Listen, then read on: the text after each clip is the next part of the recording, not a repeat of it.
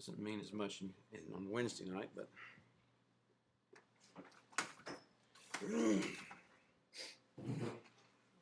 Yes.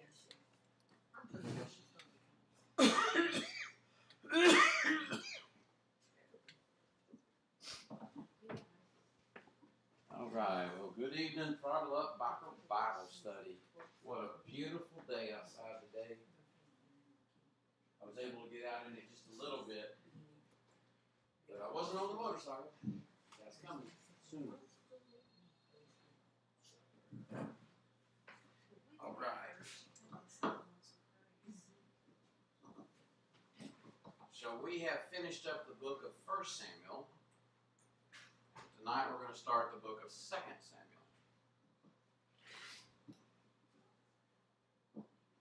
So just a little bit about that book, just to let you know. Scholars mostly agree that 2 Samuel was written by the prophet Samuel, and that it happened between the division of the kingdom before the Babylonian, what's the word I'm looking for? Exile? It wasn't really an exile, it was that they took over. So, Written by Samuel? what? Did you say written by Samuel? Written by Samuel. Wasn't he already dead when David? No. I know, it sounds weird, right? But this is the prophet Samuel, Yeah, I know. right?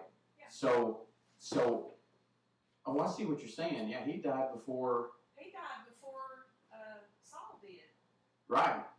Well, I'll have to go back and read that again because obviously I made a mistake. I hate it when I make mistakes, but I'm going to read this to you really. It says right here. Hang on. It said it was written about 1000 BC, and it covered 40 years. Oh, it says it could not be the prophet Samuel because he died in 1 Samuel. Okay. Because we had that. I just misread that. Sorry. Yeah.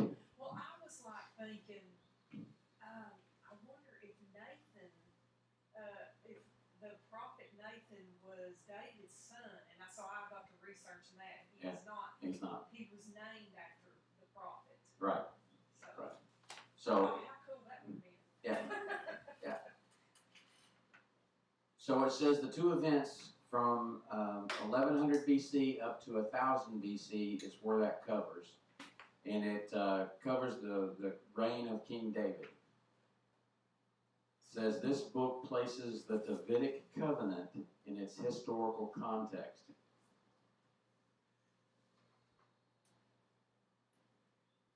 It's divided into two main sections where David's trumpets or triumphs and David's troubles. The last part of the book is a non-chronological appendix for which further details David's reign. So it's a lot about David still, and that's what it. You know, I wrote in the overview for tonight that it was more about David's reign. We're going to see the death of Saul is now information that he receives, and then he's going to be made king over Judah, not Israel. And that's important, that we keep those two things separated, or separate, if you want to call it that way. So let's look at this, and if I get this to come up here, it should be 2 Samuel chapter 1, verse 1. And this is really going to irritate me if this doesn't work tonight. So I work on it. Hey, it worked. Okay, here we go. Yes. All right, so it's after the death of Saul, when David had returned from striking down the Amalekites, David remained 2 days in Ziklag. All right. Remember all the stuff that happened in Ziklag, right? They had all those people come and attack, and they saved some of them, and some of them they dispersed with the sword, right? Is this where they rescued the women and kids? They had been taken from Ziklag, right? Right. So verse 2 then says, on the third day, behold, a man came from up out of the ground, no, from Saul's camp, which his clothes torn and dirt on his head. And when he came to David, he fell to the ground and paid homage to him. Why was his clothes torn and dirt on his face? important. Well, Very. I think he was pretending to be in mourning. I don't know about pretending or not. However, when someone dies in that religion that was of honor, let's just say it that way, they would rent their clothes, rent meaning tear, and rub mud on their face to show their respect to the dead. So, After you read on, I'll explain why I said pretending. okay. Because I did some research on this. Okay. David said to him in verse 3, "Where do you come from?" And he said to him, "I have escaped from the camp of Israel." And David said to him, "How did it go? Tell me." And he answered, "The people fled from the battle, and also many of the people have fallen and are dead. And Saul and his son Jonathan are also dead." Now, who is Jonathan? Jonathan is Saul's son and David's friend. David's friend, like a brother. Yes. Yes. Okay. Blood brother. Yeah. Then in 5, David said to the young man who told him, "Well, how do you know that Saul and his son Jonathan are dead?" And the young man who told him said, "By chance, I happened to be on Mount Gilboa, and there was Saul leaning on his spear. And behold, the chariots and the horsemen were close upon him. And when he looked behind him, he saw me, and he called me, and I answered him, 'I am.' And he said to me, 'Who are you?' And I answered him, 'I am an Amalekite.' And he said to me, 'Stand beside me and kill me, for anguish has seized me, and yet my life still lingers.'" You remember that conversation in 1 Samuel? Saul didn't want to die at the hands of the marauders. But he was talking to his sword bearer, not an Amalekite. Correct. So this Amalekite is not necessarily telling the truth. He was there. spying on all this. Yeah. And what I read, they said that many scholars believe that people followed the battles around but stayed in the outskirts of it and waited for it to be over. They'd go in and glean the little spoils if they could, and they think that he just seized upon the opportunity to be a gold digger. And he took a little bit of stuff off of Saul, I guess before they beheaded him and hung him up. But anyway, he took that back to try and get a reward from David. Mm-hmm. Is what you I read. Very good. Very good. 10 then said, "So I stood behind him and killed him." It wasn't him, right? "Because I was sure that he could not live after he had fallen. And I took the crown that was on his head and the armlet that was on his arm, and have brought them here to my Lord." Who's his Lord? He's He's talking to David. Yeah. Little deal. Yeah, little. Good. Very good. Very good. It says, "Then David took hold of his clothes and it tore them, and so did all the men who were with him." Remember, I told you that was tradition, right? That's something they all did. "And they mourned and they wept and they fasted until evening for Saul and for Jonathan his son and for the people of the Lord and for the house of Israel, because they had fallen by the sword."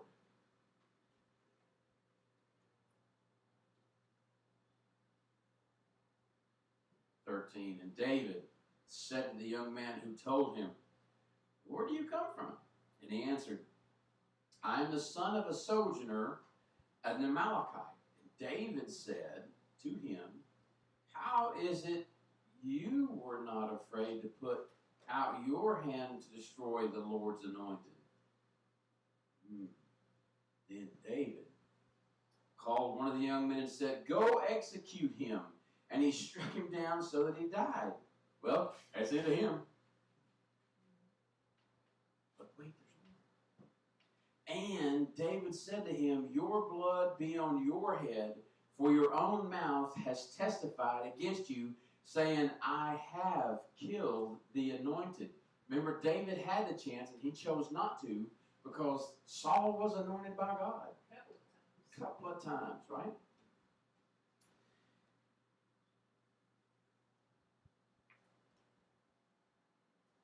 There we go. 17 says, and David lamented. What does lamented mean? It's like sorrowful, mourning. So did we read a book about that? Lamentations. How big was the book of Lamentations? It was only 5 chapters. You know why? They just didn't have that much to be sad about. God didn't want to be sad that long. So anyway, that's a joke out of a movie, by the way. So anyway, 18. 18 says, and he said it should be taught to the people of Judah. Behold, it is written in the book of Jeshar, where he said, your glory, O Israel, is slain on your high places. Tell it not in Gath, publish it not in the streets of Ashkelon, lest the daughters of the Philistines rejoice, lest the daughters of the uncircumcised exalt. So who are the uncircumcised? I can't remember the word. Gentile. Gentiles. Non-Jewish. That's it. Yep. Says, you mountains of Gilboa, let there be no dew or rain upon you, nor fields of offerings. For there the shield of the mighty was defiled, the shield of Saul not anointed with oil. From the blood of the slain and from the fat of the mighty, the bow of Jonathan turned not back, and the sword of Saul returned not empty. So he's repeating things that we should have seen in Scripture before, right? This is what he's doing. But then Saul and Jonathan, beloved and lovely in life and in death, they were not divided. They were swifter than eagles, and they were stronger than lions. It's almost like like not obituary, but the other things. What is the other thing that you do? Not an obituary, but the I've written my own. Mm-hmm. It's in the box with the wheels. You're on what's the word? I can't think. I know exactly what you're saying. Autobiography. No, but it is. it's like that. Yeah. Yeah, you'd say everything you did because you don't want people to forget. Like our Christmas letter. I've No, never it's, done that. I don't have anything to tell. I've read my own.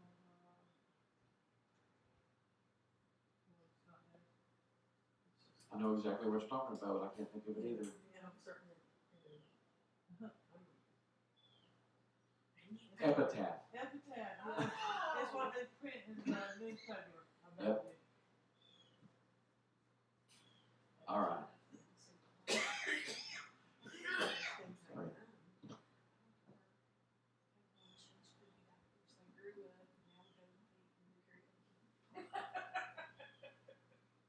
They 23, 24. 24 says, your daughters of Israel weep over Saul, who clothed you luxuriously in scarlet, who put ornaments of gold on your apparel. Remember, God said to Saul, they're going to get what they deserve, but this is what it's going to look like. They're going to have everything they've ever wanted, but they're not getting what they need. Remember that? Yeah.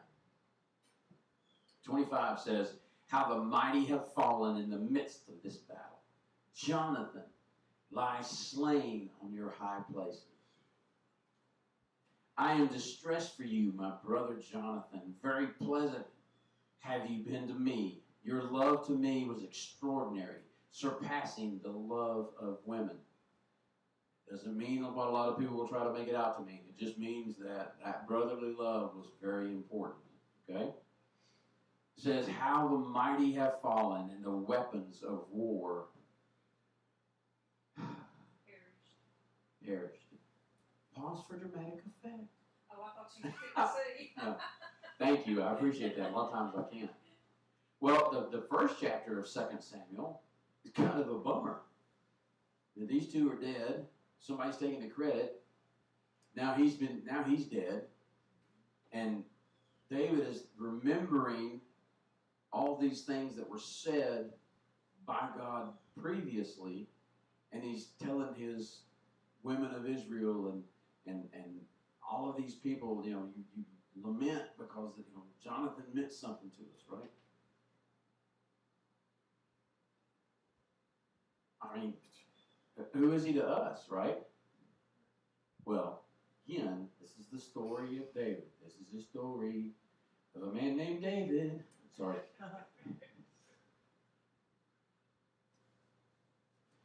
Sometimes I worry about people not knowing. That's what I do. Words get in my head. We're old enough to get it. Yeah. Yeah. Chapter 2. 2 Samuel chapter 2 says, after this, David inquired of the Lord. But it's been a while since he's done that. Right? Shall I go up into any of the cities of Judah?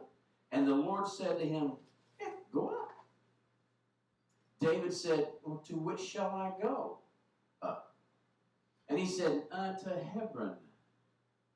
Okay? So David went up there to Hebron. And his two wives also, Ahinoam and of Jezreel, and Abigail, the widow of Nabal of Carmel. And David brought up his men who were with him, everyone with his household, and they lived in the towns of Hebron. How many men did David have? 600. It hasn't changed. Why is that plural? The towns of Hebron? Encampments. Oh, okay.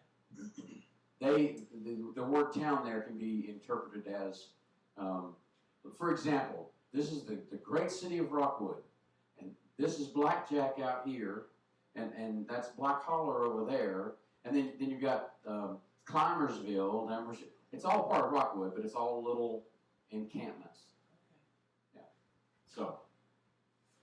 So here we go. It says, and the men of Judah came, and they anointed David king over the house of Judah.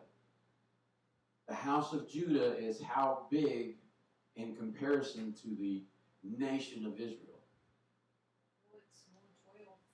I don't know population-wise or land-wise how big it is, but... It's one of the bigger ones. Right. But it is only a portion of it. It is not all of Israel. It's just the kingdom of Judah. And it says it that way specifically for a reason, because they're about to divide everything up, right? The house of Judah. It says, when they told David, it was the men of Jabesh Gilead who buried Saul. We've seen that term before too, Jabesh Gilead. It says, David sent messengers to the men of the Jabesh Gilead and said to them, may you be blessed by the Lord, because you showed this loyalty to Saul your Lord and buried him. Now, may the Lord show steadfast love and faithfulness to you, and I will do good to you because you have done this thing. Now, therefore, let your hands be strong and be valiant, for Saul your Lord is dead, and the house of Judah anointed me king over them. Okay, we all good with this? Right. So it's almost as if he took the governorship and made it a king. Okay? They promoted him into that position. That's something we need to remember. But, and of course there's always a but, right? And when everything's going just right, but Abner, the son of Ner, commander of Saul's army, took Ishbosheth, the son of Saul, and brought him over to Mahanaim, and he made him king over Gilead, and the Asherites, and Jezreel, and Ephraim, and Benjamin, right? And all Israel. Wait. We just said David is the king over Judah. And Judah is a great big part of Israel. they're not acknowledging David's promotion. It's like the Confederates and the U.S. soldiers. But between the Southerners and the ones that were wrong, yes, absolutely.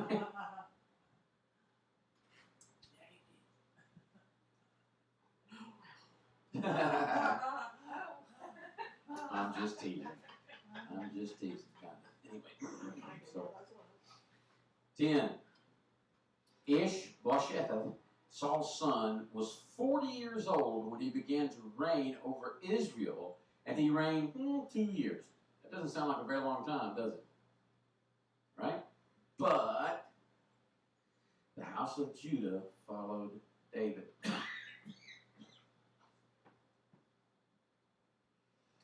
And the time that David was king in Hebron over the house of Judah was 7 years and 6 months.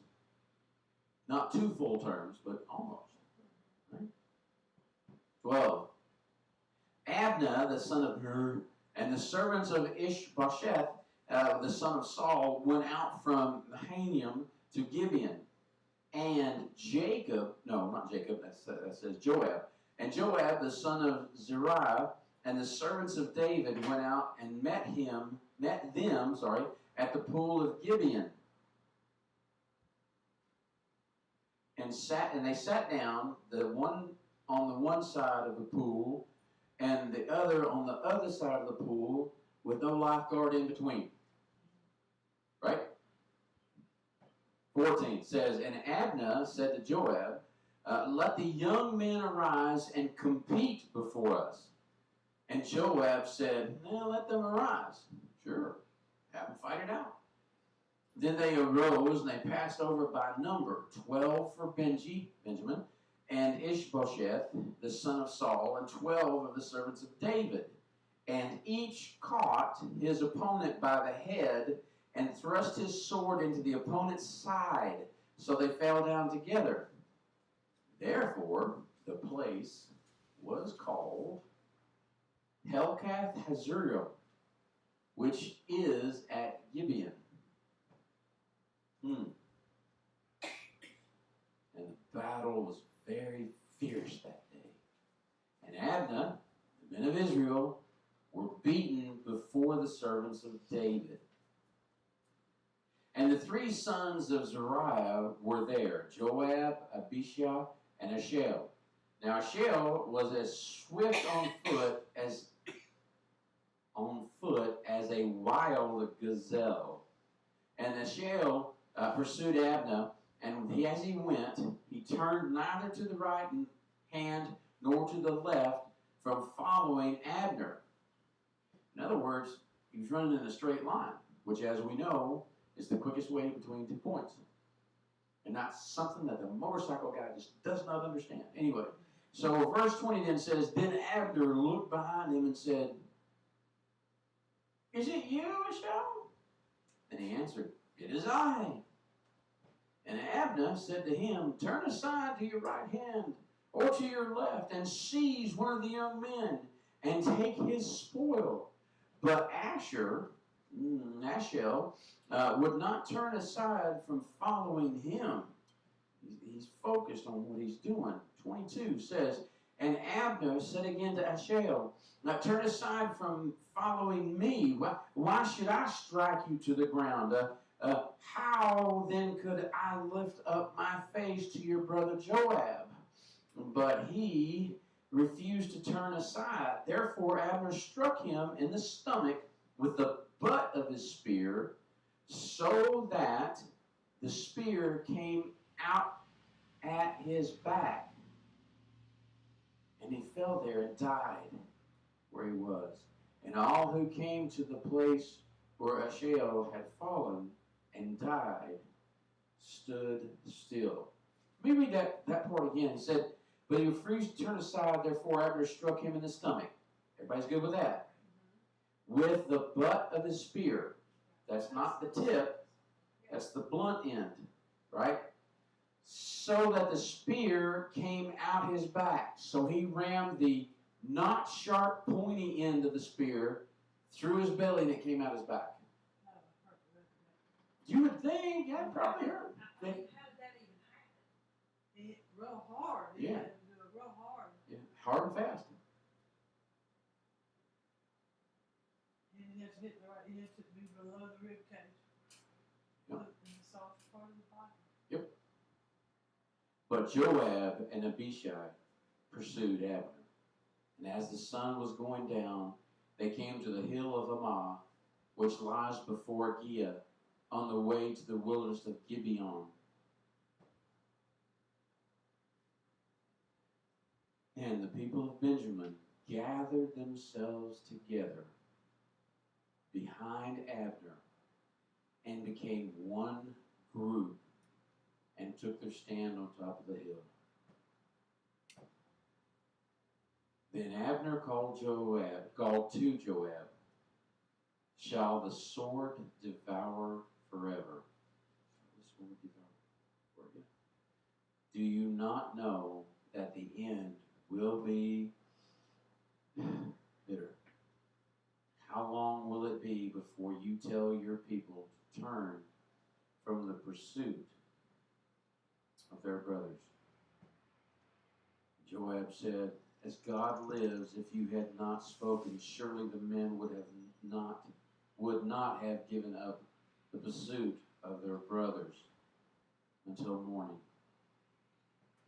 So Joab blew the trumpet, and all the men stopped and pursued Israel no more, nor did they fight anymore.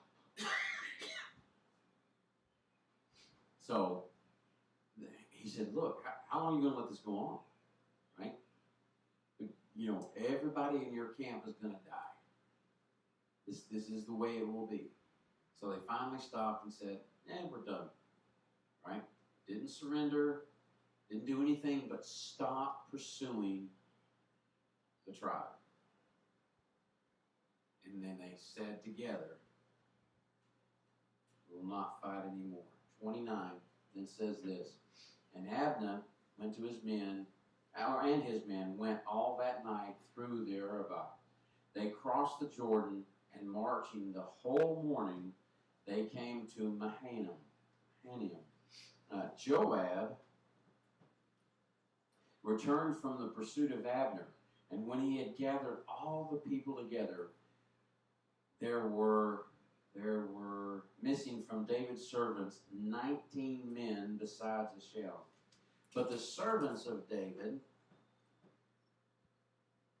had struck down of Benjamin 360 of Abner's men. And they took up to Saul and buried him in the tomb with his father, which was at Bethlehem. And Joab and his men marched all night, and the day broke upon them at Hebron.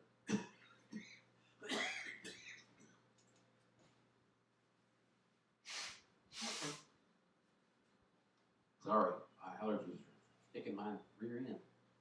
So, first two chapters are about learning of Saul's death and then fighting the rest of Israel. Now, the way they fought the rest of Israel was just Abner's men. It doesn't say how many there were of them, but there was only 600 of them. But when you come to counting the dead, David lost 19. And how many did Abner lose? 360. That's a pretty good sized jump, right? So they stopped and they said, "That's enough," right?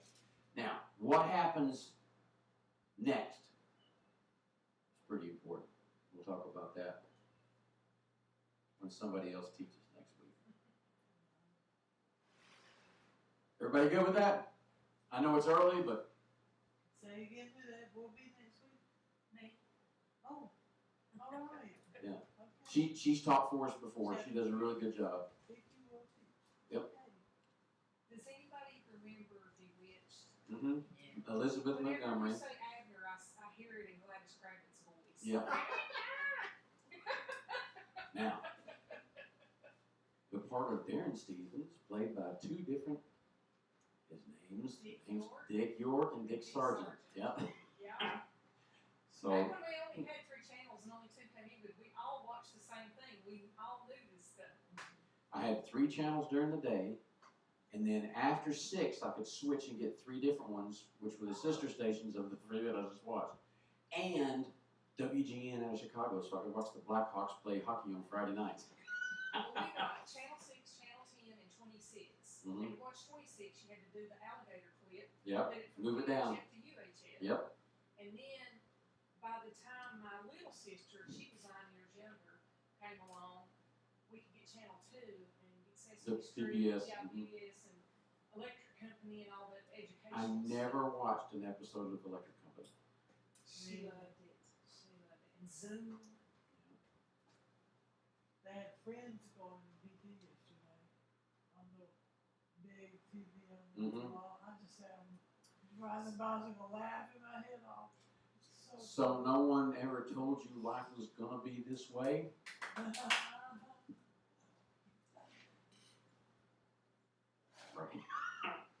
All right, guys, listen, like I say, I will be here this Sunday. We are finishing the book of John. Done with it, over, it's about time.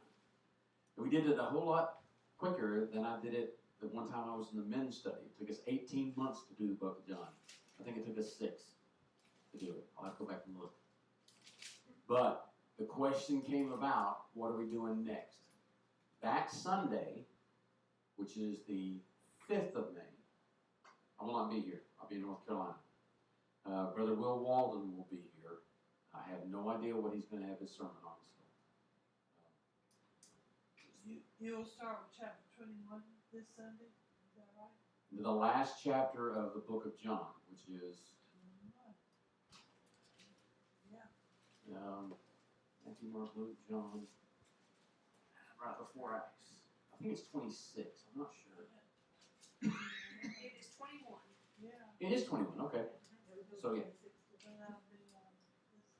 Yes, that will be this Sunday. Of course, you was talking about shows that people don't know about. Yep. Well, the guy that was on, no, I can't think of it. Sorry. Anyways, he's the repairman, and he's on a commercial, and he says, "No, you know when I'm supposed to know everything." Maytag Repairman? Is it a commercial or a TV show? It was a TV show. He's doing a commercial, but he was on a TV show, and it wasn't. It wasn't that. I want to say Home Improvements, but. Well, Home Improvement was the Tim And then Tim Allen show. Total Time was Tim Allen, and then he had that chubby guy, Al Borland. Al. Yeah. Yes. Okay. He's saying on this commercial, but Yeah. you know me as that, and I'm like, these kids nowadays have Won't know no how to- idea who you are. I mean, I know who you are, but I know these Okay. kids that are watching it. Was So- it like a home warranty? They were trying to get you to buy home warranty services. Something. Yeah. Yeah. I have a friend who was on one. She grew up, went to Rome County High School, and she lives in California, and she's in commercials out there all the time. Mm-hmm. And she's on one of them. You remember the girl with the crazy hair spinning around in the chair and like rolling down the road because they were like air conditioning's going berserk and blowing her out of her house. Oh, that wow. was her. Well, do you remember on the show you're talking about, Al had a twin brother, Cal, or an older brother, Cal. That actor lived in the same town I lived in North Carolina, or not, Texas, sorry, the Colony, Texas. And one day, my wife at the time was at Walmart, and this man stood up and bumped into her. It's that actor that played Cal. And he looked at my wife and said, "I see I've got my mother here with me, and she's not nearly as big as Tim would say." Because Tim would always talk about Al's mom. Nicest guy, the wife said. He was very nice. The fact that he would stop and talk to somebody. I liked him. I liked this guy. All right. We good? Very good. Then we're going to go ahead and turn off the camera and do our personal and private prayer request. Don't forget to pray for people that are out today. We have a lot out sick. I've had a lot of people communicating with me about what's going on. But the main thing is this: we don't want to lose the traction with the people that we have, because we're seeing progress in the way people respond to questions. And I say that to those that are here because you know what I'm talking about when I say, what is it?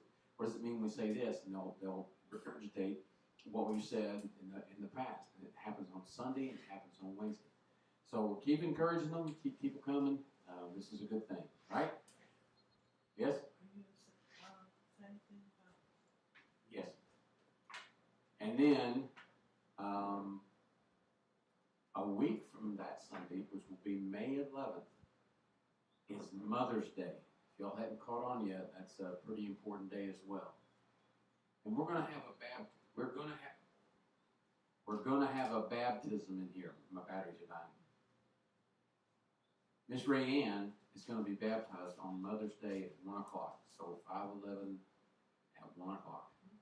So just to let you know, we will have a lot of people here, and we need to make them feel welcome, as always. Okay? Anything else? Yeah. I don't doubt that at all. All right, then we shall see you guys this Sunday for the end of John, and then when I get back, we'll do Mother's Day. All right.